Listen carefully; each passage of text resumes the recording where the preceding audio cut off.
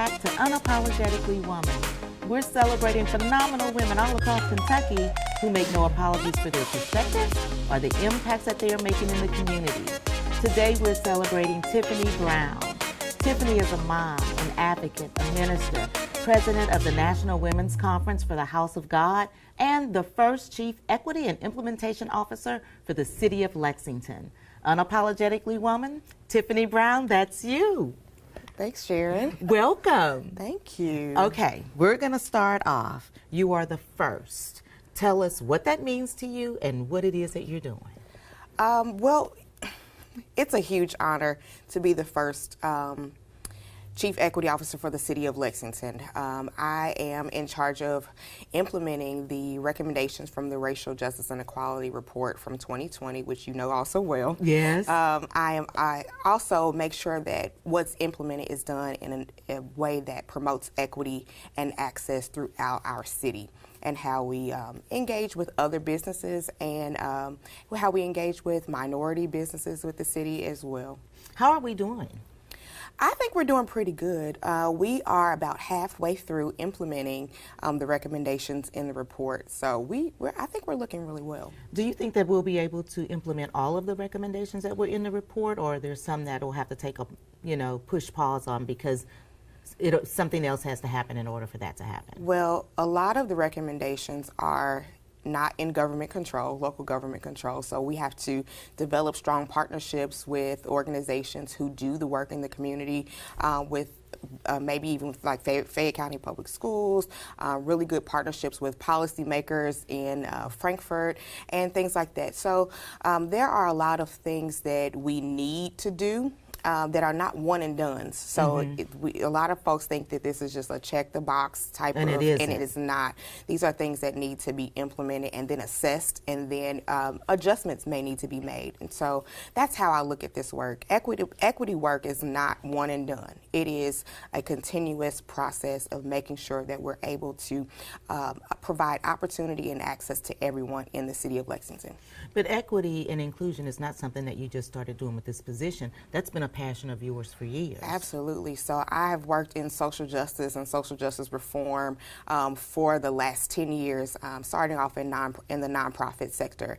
And that has gone from anywhere from testifying at the Ohio State Capitol around voter suppression bills or other police reform that needed to happen. And I did a lot of work in Hamilton County. I lived there for a little while before I came back to Lexington, which is home. But there are 45 police departments in Hamilton County, and which is a little different from Lexington. But there was a lot of reform that needed to take place, and really doing a deep dive into how what the community was calling for, how we could partner with organizations, the police department, nonprofits to implement those reforms.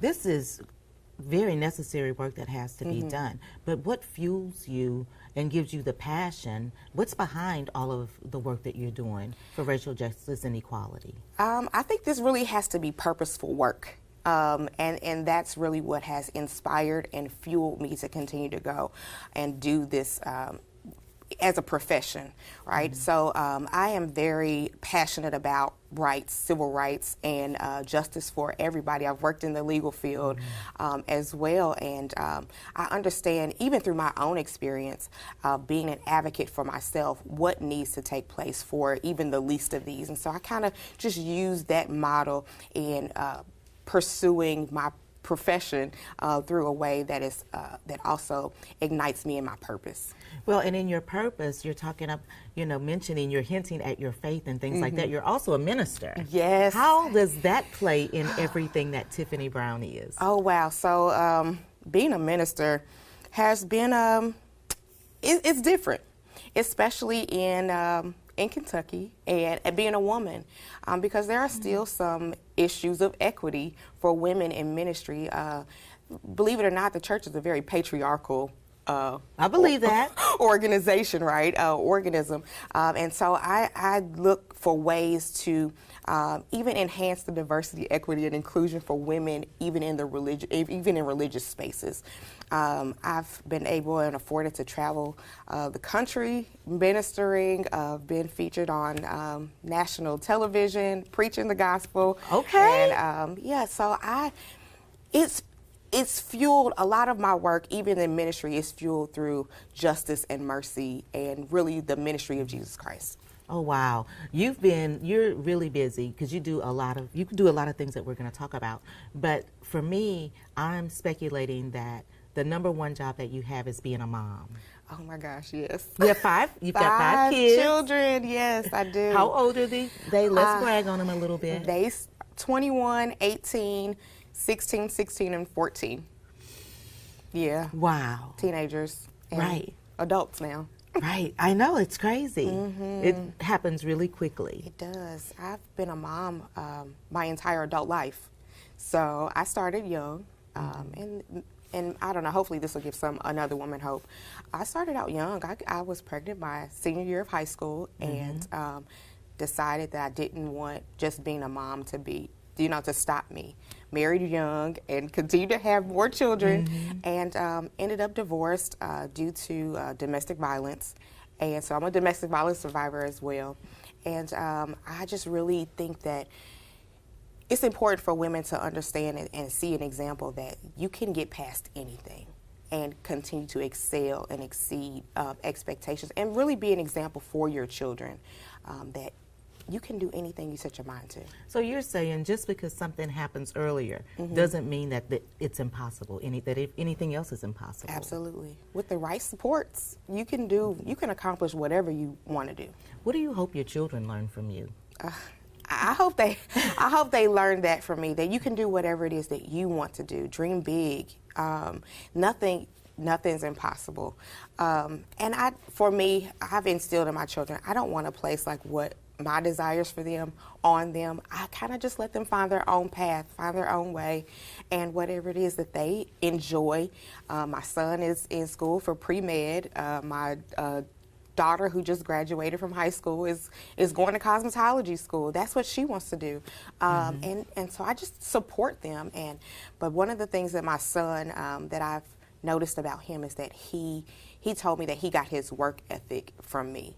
That he saw me when I went back to school while I was working full-time, being a full-time mom and going to school full-time, that I would be up till 2 or 3 o'clock in the morning working on homework, going to school before work, on my lunch break. Making it work. And so I saw him in his room one night, and it was probably 1 o'clock in the morning. He had been at football practice all day or all evening and school all day.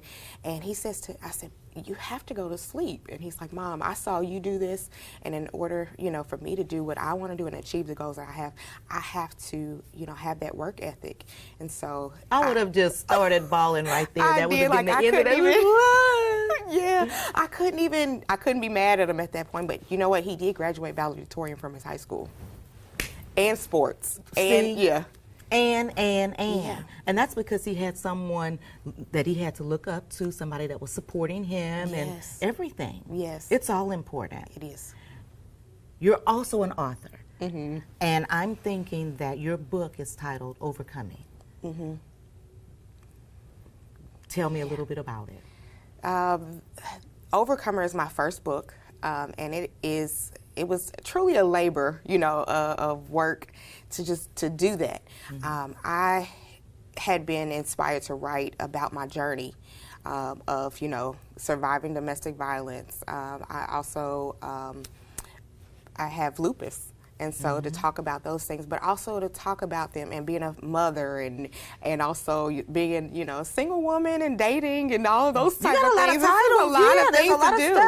A lot of things. And so I wanted to encapsulate all of those things, but with the lens of ministry. So in this book, it talks about some of the things that I have gone through. It gives you some practical tools on overcoming, but it also is based in scripture and the basis for how I found the strength to get through some of the things that I've gone through. How did you find the strength? God Almighty. That's really where my help comes from. It comes from Him. Everything that I have been, I owe it to Him. Literally. I can't, there's no other way to describe it. He has really given me the grace to do and accomplish beyond what I've even imagined for myself, beyond the limitations of diagnosis, statistics, all of those things. My strength has come from him. Well, and your journey with lupus has been a long one. You want to talk about that for somebody who might be watching? Oh my goodness. So I was diagnosed in 2013, and after several years of testing and all of the things, if anybody's out there that has autoimmune disease, there's a lot of testing for years that goes on. So diagnosed in 2013, but then 2019 is when I started to really have some challenges in my health where the disease began to attack certain vital organs, and ended up having to go through chemotherapy to restart my immune system. And I was still working and still going, doing it, and still having to be a mom, and still having to do all of that. Yes, and it was like through the height of the pandemic, I was going through chemo and losing my hair. It was a good thing that I was, we went to remote work so I could take my laptop into my treatments with me and still work. Get it done. Get it done. But if it had not been for the grace of God, I would not have gotten through. I would have listened to other people that said, stop, rest, you need to stop working, you need to do this. And that's just not me. I've always been just a get up and go person. Even when I feel bad, I would still get up and go. Get up and go and get at it. So you're the president of the National Women's Conference for the House of God. Yes.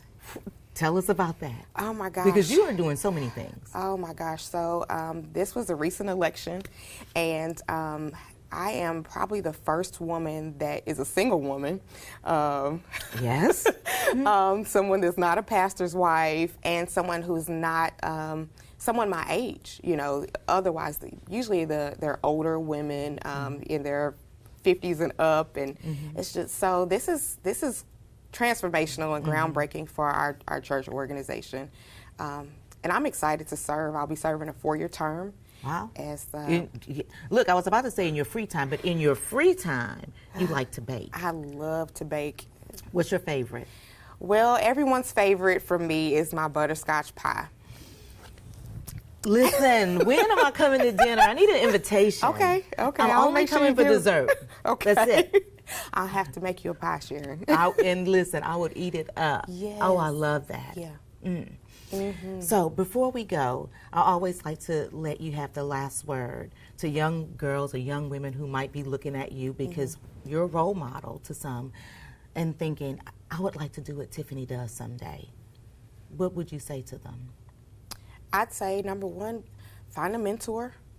It's not impossible, but find somebody who has charted that territory and that path, and get their expertise and experience that they've gone through to get you to where, they can help you to map out a plan to get there.